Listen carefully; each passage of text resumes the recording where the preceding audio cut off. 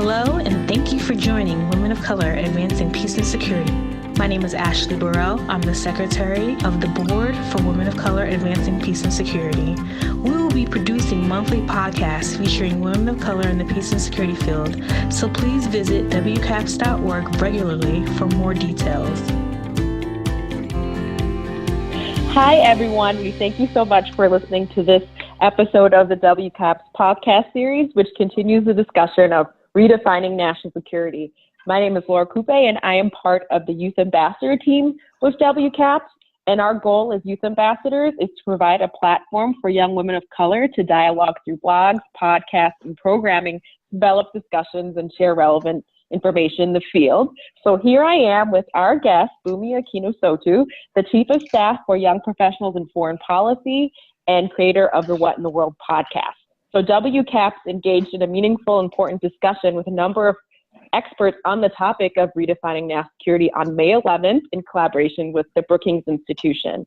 And at the core of this discussion was that from issues ranging from climate change to public health to migration, global trends formerly considered separate from national security are increasingly understood to shape the American security landscape. Some have called for a need to expand the traditional definition of national security, and others have seen that there are some dangers in widening that framework. So the discourse was very insightful, and hopefully others will have a chance to watch it on the Brookings Institution website. But today we are continuing this discussion with who also have been in the audience. So thank you so much, Bunmi, for taking part in our podcast. And before we dive into the substantive issues, Bunmi, can you briefly talk about your background and where you're from? Because we just want to make sure that our listeners get a sense of, who our guests are. Absolutely. So I consider myself to be a globally curious person. I was born and raised in Providence, Rhode Island. That's where I grew up. My family is still there. But my neighborhood was pretty diverse. I grew up around people who were first generation Americans, who were immigrants from Poland to Cuba to Dominican Republic to Cambodia to Laos.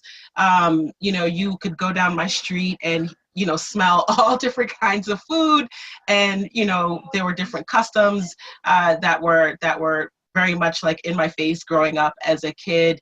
And of course, in my household, we were Nigerian. So both of my parents migrated to the United States in the late 70s, early 80s. I was born here in the States, but I grew up with phone calls in the middle of the night from Nigeria, relatives checking in on my family.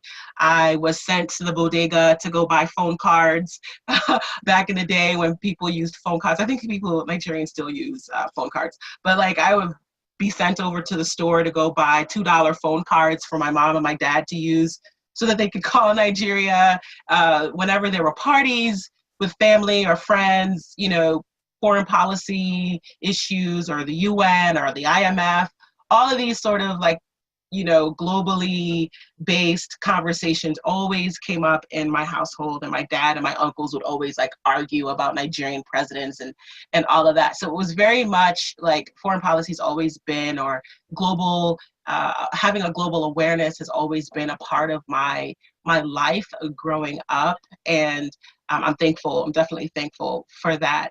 I would say that being a child of immigrants, it definitely opens you up and sensitizes you to the world outside of America in a way that being a multi-generational American doesn't. I mean, with the exception, of course, if you're in the military, you come from a military background, or maybe you come from a family that has a diplomatic professional, someone who's in the foreign service. So, just having that connection to another country outside of America, it sort of just sensitizes you again to the world beyond America. And that's sort of, I think, what continues to shape my interests and understanding of foreign policy today.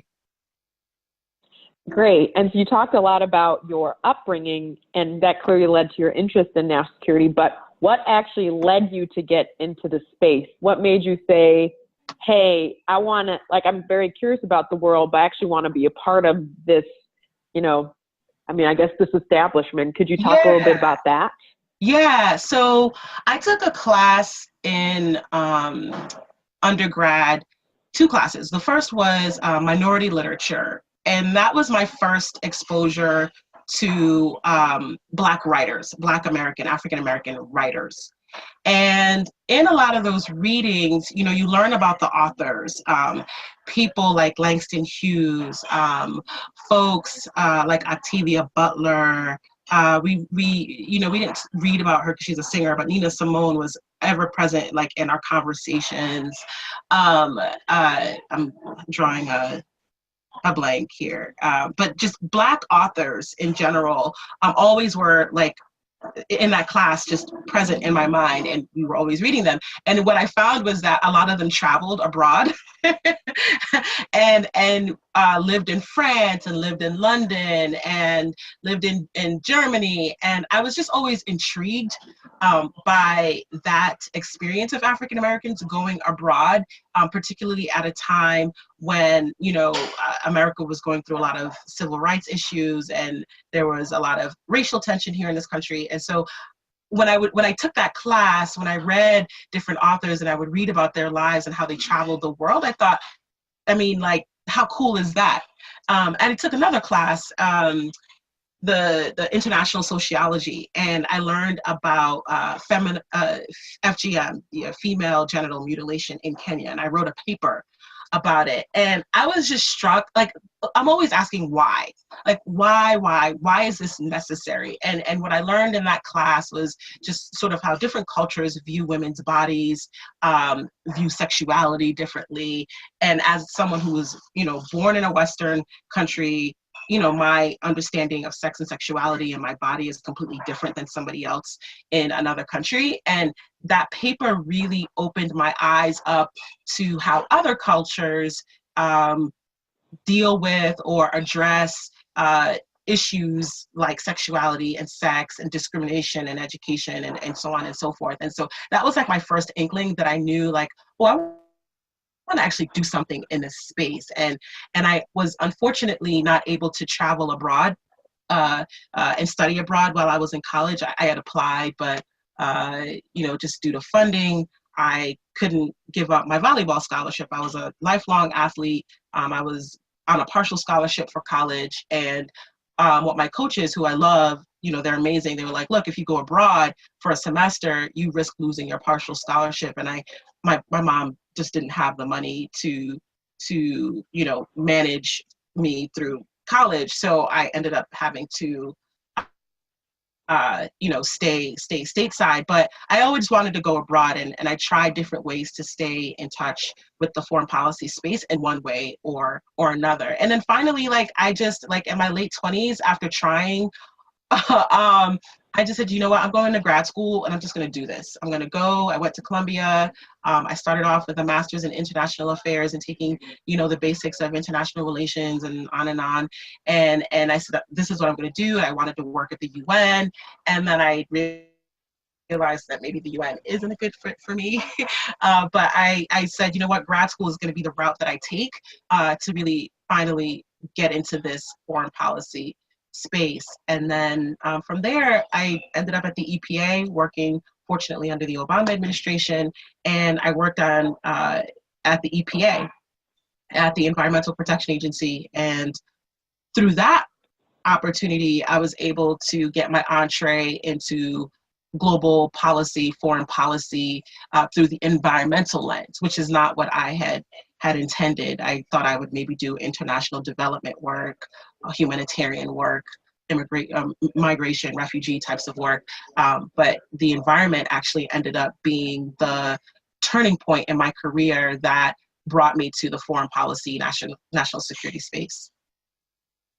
Great. And then currently, you, as I mentioned earlier, you are the Chief of Staff at Young Professionals for Foreign Policy, and you are the creator of your own podcast called What in the World. So could you speak more about your role at YPFP, what some of your goals are as the new Chief of Staff, and then could you talk a little bit more about your podcast? For sure. Well, Young Professionals in Foreign Policy is a global community of 20,000 young professionals located in 80 countries around the world. And we seek to build, engage, and amplify the voices of young professional foreign policy professionals. And foreign policy is used loosely, so it's not just the hard politics, but it could be diplomacy, defense, it could be international development. But we offer various professional development opportunities to build your skill sets as a global leader. We host events with VIP speakers. Bonnie Jenkins will be one of those folks coming up in the future. So we really try to provide programming that enlightens and exposes and sharpens our members' understanding of various foreign policy issues. We have our own online journal, Charged Affairs, where just about anybody around the world can submit an article about a foreign policy related topic. We know that part of being a foreign policy professional is building a brand and showing the world what you know. And writing is an important tool or an important path towards doing that. And we also have an extensive fellowship program that does the same thing, that prepares young professionals for the world of writing and publication, and we try to get them, or we do end up getting them published. And my role is chief of staff. It just depends on the day, really, but I manage everything from the volunteer community here in Washington, D.C. and around the world, who work very, very, very hard for free to keep this organization running and find speakers and find space, help us with fundraising. And related to that, I also do some fundraising for the organization.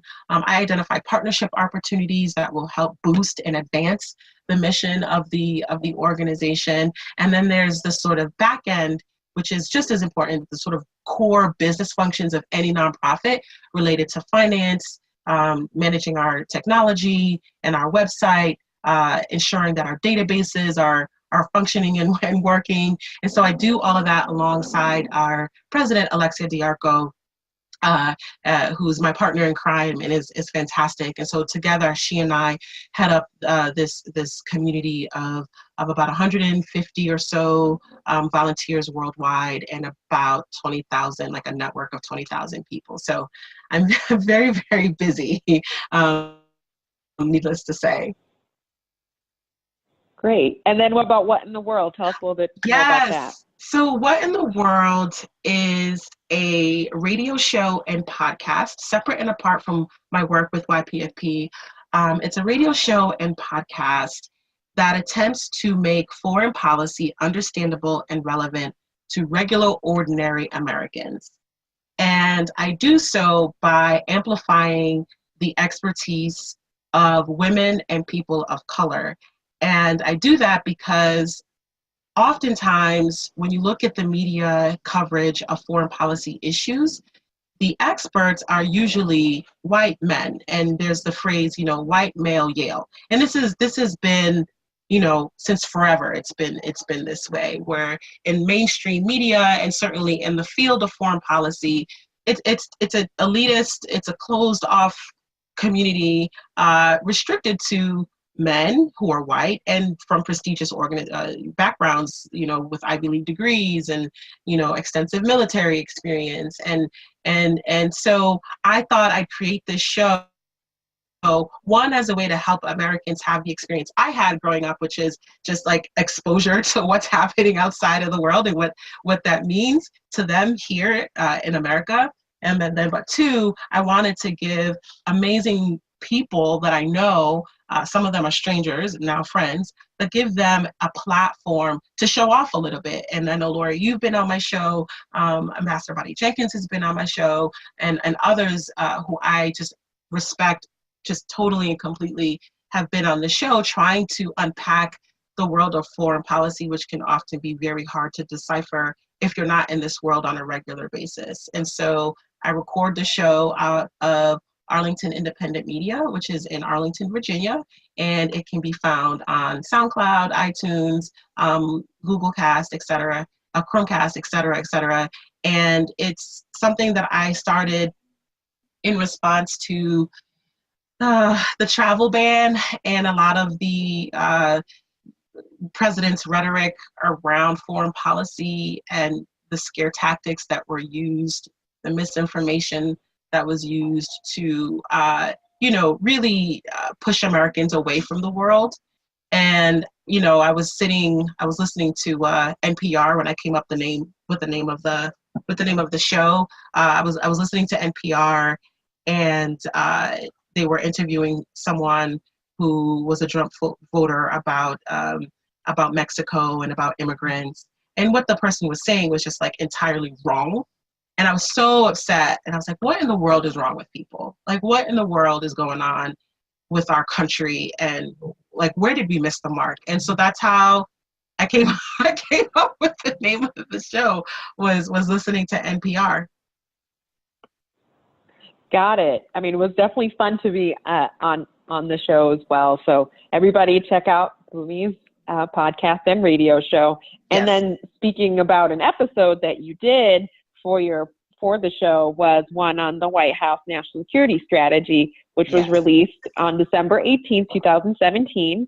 Yes. And basically, for those who are not aware about what the strategy is, it outlines the Trump administration's national security strategy and incorporates what many have said is President Trump's America First policy orientation. And the strategy has 4 pillars. So number 1, protect the homeland; 2, protect American prosperity; 3, preserve peace through strength; and 4, advance U.S. influence. And just having highlighted those pillars, you already mentioned again why you created the show, but why did you feel that it was important to have an episode specifically dedicated on the national security strategy for your listeners?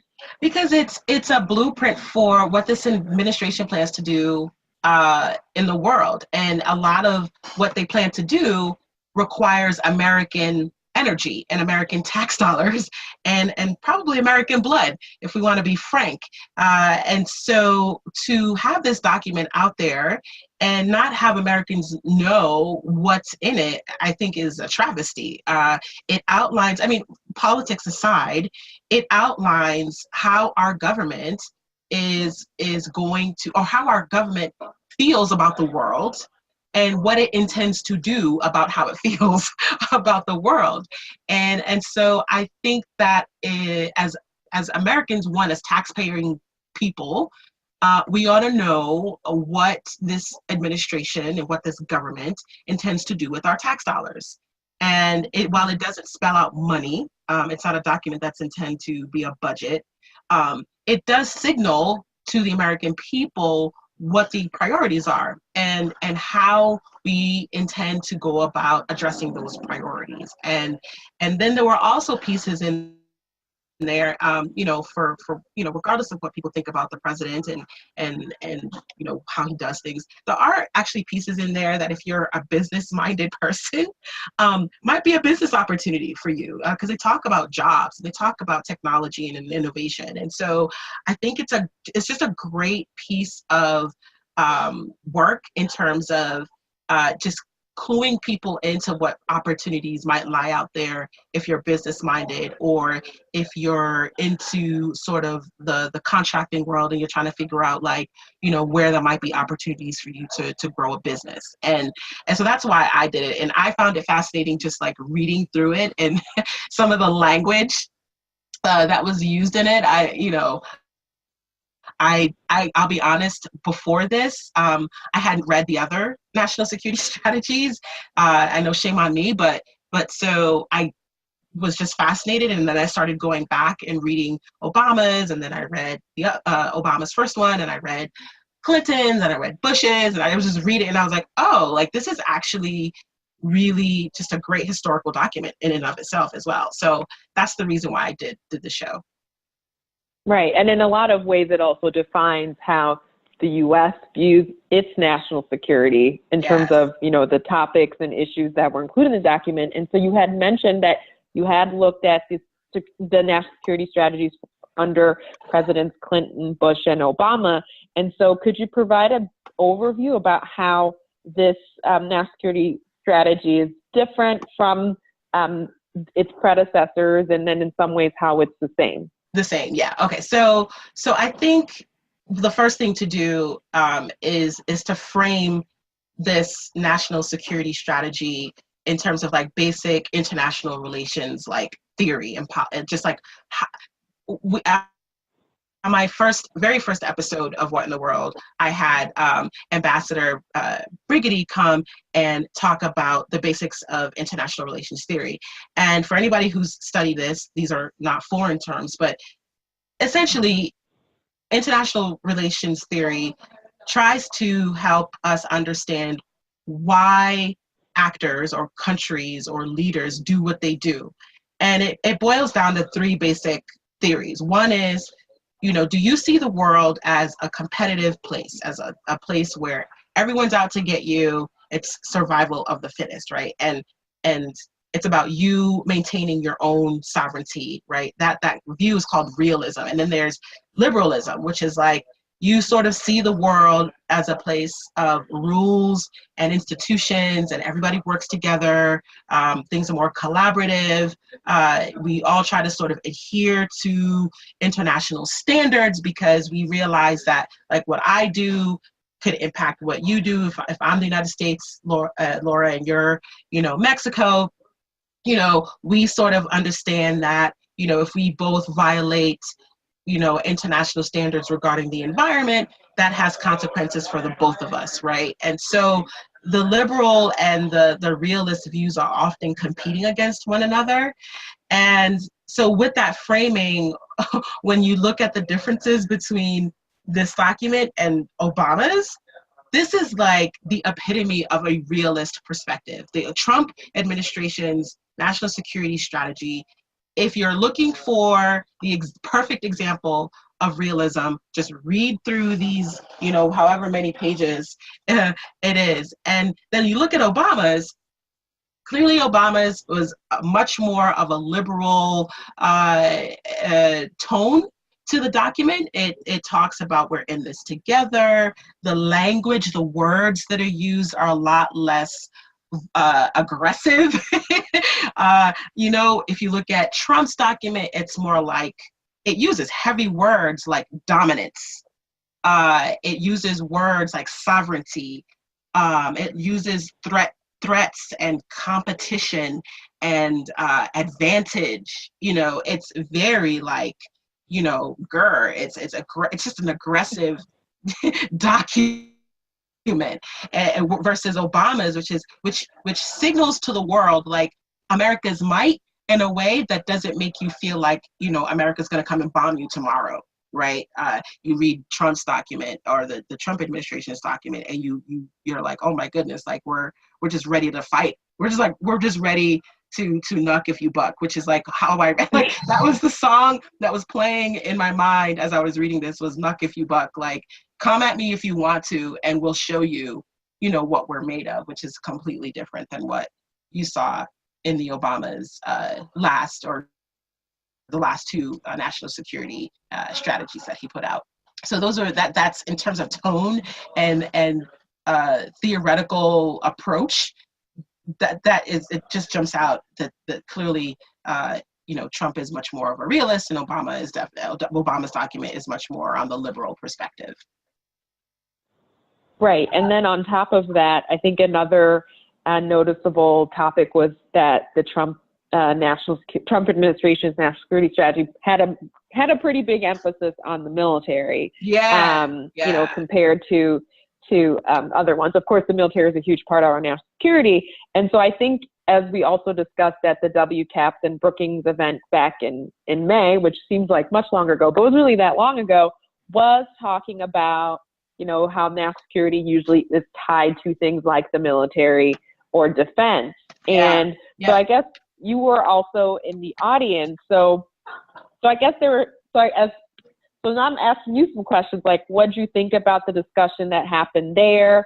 And then, part of the discussion too was about, should national security, as usually highlighted in our national security strategy, be certain specific topics that are just very definitive, like the military or homeland security, not necessarily health or migration or women's issues. So I was just wondering, if you had been in the White House to draft the national security strategy, what topics do you think would you have included or not included, or You know, if granted, you know, this administration will do as it pleases and identify the priorities that it wants, but if you're president in 2020, you know, what are some topics that you think the national security strategy should include in the future, particularly as they impact issues of peace and security?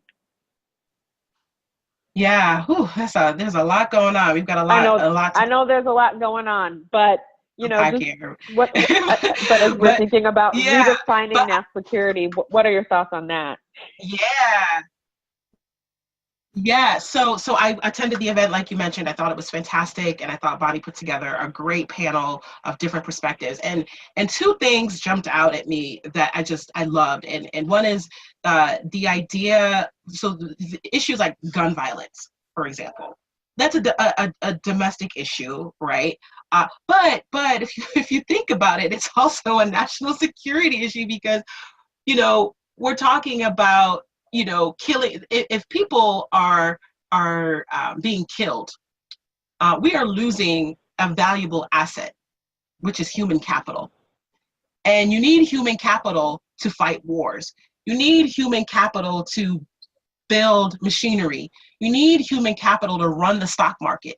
You need human capital to educate the future. You need those people. So when people are just dying recklessly, you're killing off, you know, the base, the foundation of what allows you to be a country. That's one. And so I think that absolutely, while we think about national security as things like military defense and, you know, terrorist threats, there are our own threats here at home that could prevent us from dealing with those other external threats. And I just want to like raise an interesting point about the president's national security strategy. So I think I've gotten to the point where the America First language, it sounds crazy, it sounds selfish, right? And I used to cringe about it when I would hear the president talk about it.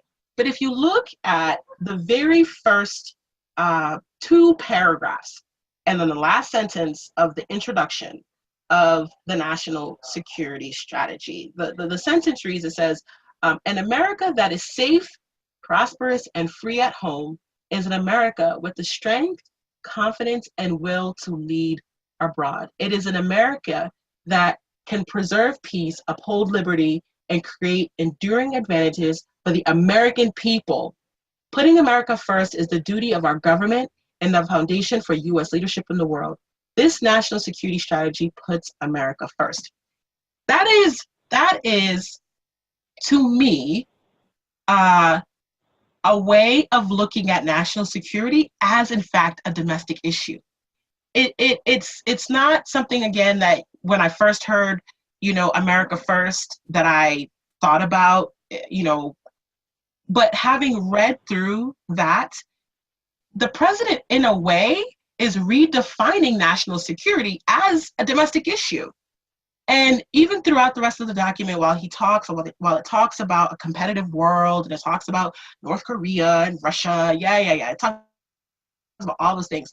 At the very end, he talks about America's innovation and thinking about things like jobs and bringing more Americans to trade opportunities in trades that will ensure America's leadership in the future. And that has to do with like education. That has to do with, you know, access to great schools and higher education. Those are domestic issues. So I think, you know, as we redefine national security, I think it's okay for us to absorb this idea of America First as also a domestic position, and it's okay for us to see that things like education, like access to great jobs, is also a national security strategy. Now, the president doesn't say that here; it's not framed that way.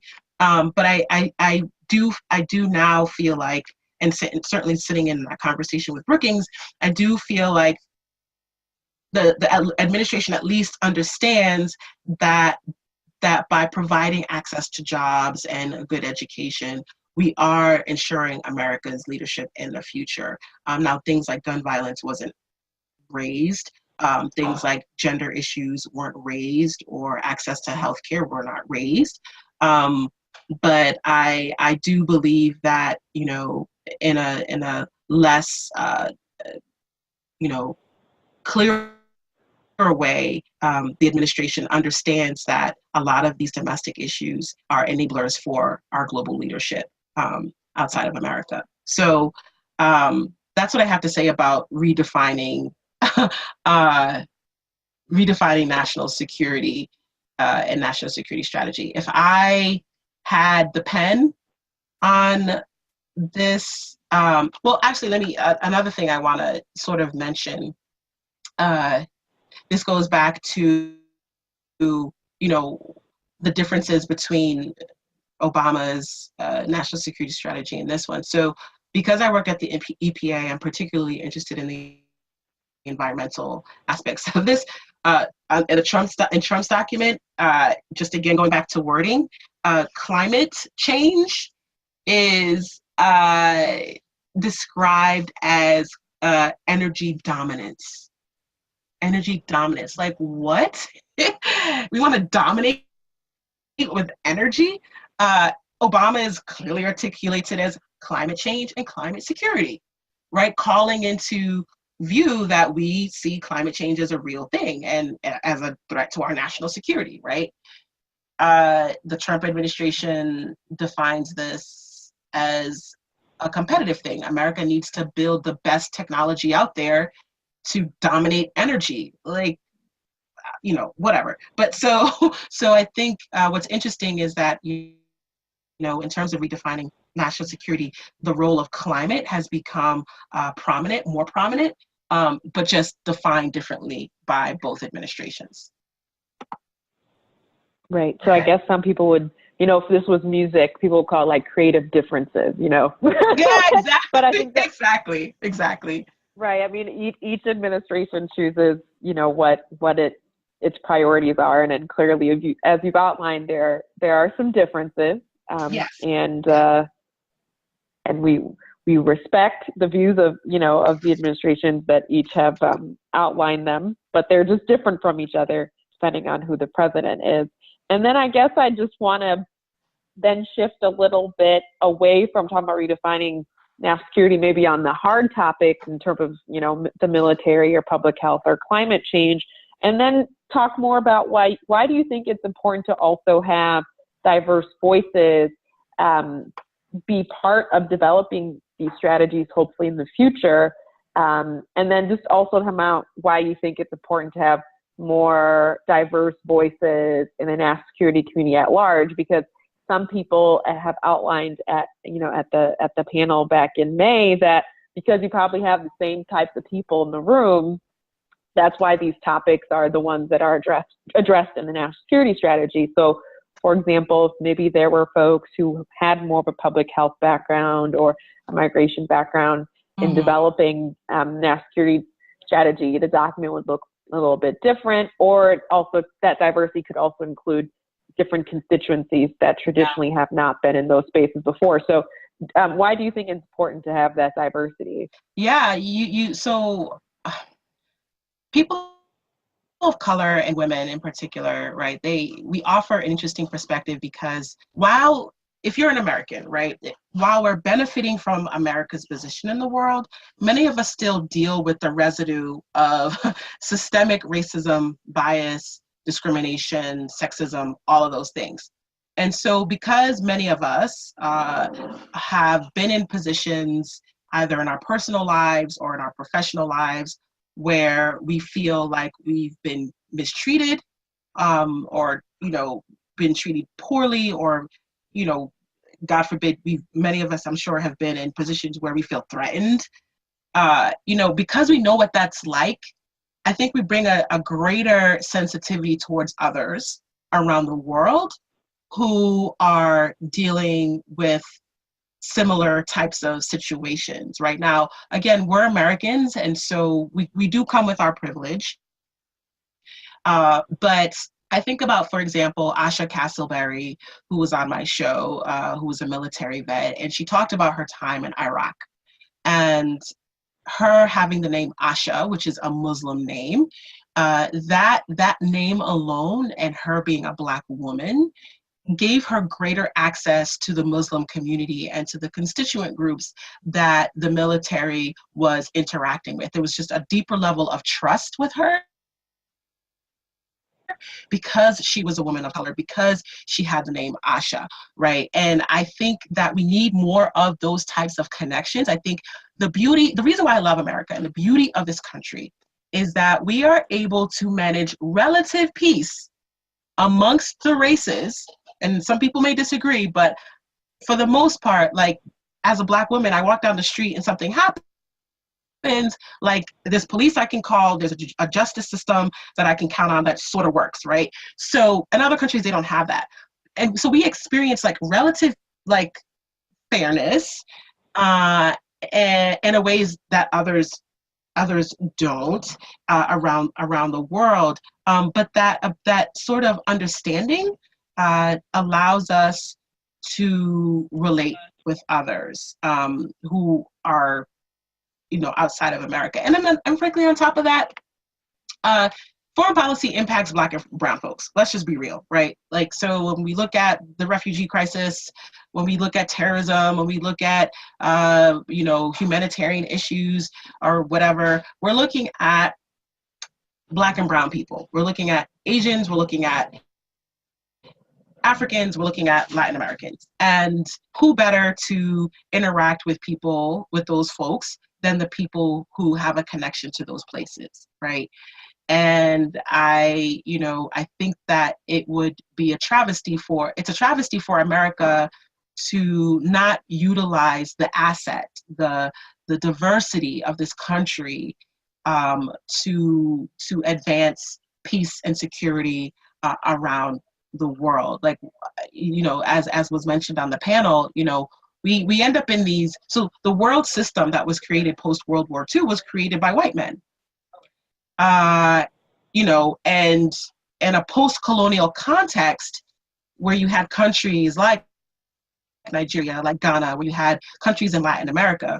In a post-colonial context, you had all these countries fighting America or trying to fight for their place on the world stage. And America is a part of that system, and white men created this system, and it didn't necessarily always turn out great. So why not include other perspectives and voices and try something different to make this world just a little bit easier to live in? And again, I'm fortunate to know many folks like you, Laura, like Bunmi, who have been around the world and offer a great perspective, and they're smart and they're just as talented as any other person, and they deserve a seat at the table and an opportunity to help us shift the trajectory of the world and the way things are going. So those are the reasons why people of color are important. And for me personally, I think, I traveled abroad to East Timor not too long ago, and East Timor, the people there, some of them were darker than me, some of them were lighter than me, but they had never seen, a lot of people had never seen a Black woman, not only a Black woman, but a Black woman who was American and had Nigerian ancestry. A lot of them thought I was Brazilian or that I was Cuban, but an American, who was also Nigerian, and my name was very different. And so that gave me leverage and a leg up over my white counterparts. And I was just able to get a lot more things done because people trusted me and knew that I would sort of understand the intricacies of, working in their environment. Even though I was an American, as a woman of color, they just were like, she gets it. And sometimes I did, sometimes I didn't, but that opportunity is something that I think a lot more people of color should have. Great. And then just to kind of quickly follow up on that, how do you think we can, especially in America specifically, how do you think we could get constituencies of color to get more engaged in national security issues? I feel like What in the World is a great first step, Yeah. but could you provide some quick thoughts on that, just to build up on Quick what thoughts. you've spoken about? Yeah, so I think it starts with home and with our children. So I think parents should definitely not be afraid to open up their kids to other cultures. And that also in part starts with the adults themselves being comfortable being around other people who are not like them. And that's not just like racially and ethnicity, but that's in terms of religion, that's in terms of nationality, et cetera, et cetera. Because when you create open children, they become open adults and more just sensitive to other people. I think that America generally needs to do better about a more globalized education. I meet lots of folks who come to America from all over the world, and they speak 2, 3, 4, 5 languages. They know more about American history than Americans know about American history. They've traveled the world. And we in America have this thing where we think that, we don't need to know about anybody else because we're the leaders. That's completely false. We need our social studies programs to be more rigorous. We need to ensure that children speak other languages. We need to do better about exposing our kids to, even adult children or adults, period, to opportunities outside of America. And I think finally, we need to fund programs that enable more Americans to travel. While I love the State Department's program, exchange programs, I really wish that like the Department of Education, the Department of Labor, I really wish that we had more programs that could send Americans abroad, even if it's just for like 30 days. If you don't belong to a church, if you didn't do Peace Corps, if you didn't study abroad in college, like there's just no other opportunity to go. And a lot of people don't have a lot of money to just like pick up and go. So I think we need more philanthropic dollars targeting, frankly, no shameless plug here, but we need more funds targeting places like WCAPS and YPFP to enable us to give opportunities for young professionals like you and me, Laura, to experience the world differently. And I think that's I think what we could be doing to get more people of color. And I want to give a shout out to like places like Howard University, right, and the Rango program that specifically targets people of color to work in the Foreign Service. That's an amazing program. I wish there were more programs and more funding to have that opportunity grow and bring in more people. So those are the things that I think we should be doing. Okay, great. And then my last question is, I'm part of the Youth Ambassador program for WCAPS. So do you have any career advice for young people, particularly young women of color that want to get into this peace and security or national security space? If you could provide, top line tips, what would they be? My top line tips are travel early while you're young. My regret was that I didn't travel, that I didn't study abroad in college. And granted, our financial circumstances when I was that young didn't permit it, but I certainly could have traveled afterwards. But I would say travel, whatever you need to do, sell lemonade, drive Uber, whatever you need to do to collect the coins, go abroad and learn a language. 1. 2, definitely join organizations like WCAPS, like YPFP. There are so many other young professional organizations. And I know that there's a large number of folks who live like in middle America and don't necessarily have the access to like a Brookings or YPFP or WCAPS or whatever. I would say if you're in that situation where you're in middle of America, definitely look at your colleges and universities for the student groups, or, if you work for a company, look to see if you can get a job that allows you to travel abroad. So it'd be great if somebody could pay for you to travel abroad and do a stint abroad. There are things like Fulbright programs that have opportunities for working professionals. Teaching abroad is another opportunity. So I think joining professional organizations and really being intentional about seeking those organizations and those opportunities are critical. And there are lots of resources like YPFP, WCAPS, for example, that could help. And then finally, what I would say, podcast, right? Like, one of my fears was, because I wasn't an ambassador or because I, didn't have I didn't have an extensive history with foreign policy. I thought that I wasn't qualified to have the foreign policy conversation. I'm a career switcher. I came from the nonprofit sector, fundraising, social service, domestic stuff to foreign policy. And I thought, I'm not qualified to be in this world. You are absolutely qualified, and get out there, write, get on podcasts or start your own podcasts. There's LinkedIn, and you can write about anything you want on LinkedIn and share it with your friends and your family for people to see. But basically the point is, build your brand, become visible so that people can see, what you think and what you feel about foreign policy issues. Thank you so much, Bunmi, for that very important piece of advice.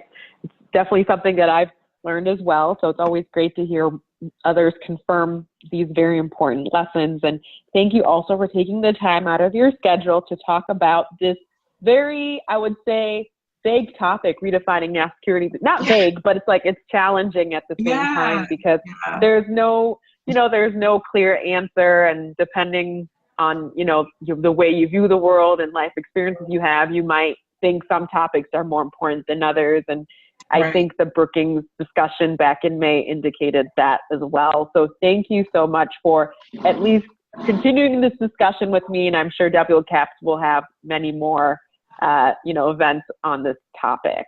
No problem. And can I just say one thing, and hopefully the editor can bring this section back to the Brookings conversation. I forgot to mention what I enjoyed about the second piece that I enjoyed about that conversation is related to my podcast, which is it talked about how in order to redefine national security, you have to make it understandable and digestible for people. And we learned that in the last election, right? That, people are easily swayed and just are clueless about the ramifications of foreign policy and the impacts it has on their daily life. And so I think that part of redefining national security is making sure that it's accessible to Americans, it's relevant to Americans, and it's spoken in a way that people understand like what's being said. And I try to do that with my show. I know that this conversation was meant to do that as well with Brookings. And so I would just like to say that, redefining national security also means redefining how we talk about national security and who we talk to, period, and how, easy or difficult it is for them to access that conversation. So that's all I wanted to say, my second point about the redefining national security. Okay. Thank you so much, Bunmi. And then to all the listeners out there, look out for the remaining episodes for this coming year and how WCAPS tries to engage new and different voices when it comes to individuals that work in the issues of peace and security. Bye, everyone. Thank you so much, Laura. Take care. Thank you for joining Women of Color, Advancing Peace and Security. Please visit WCAPS.org. That's WCAPS.org.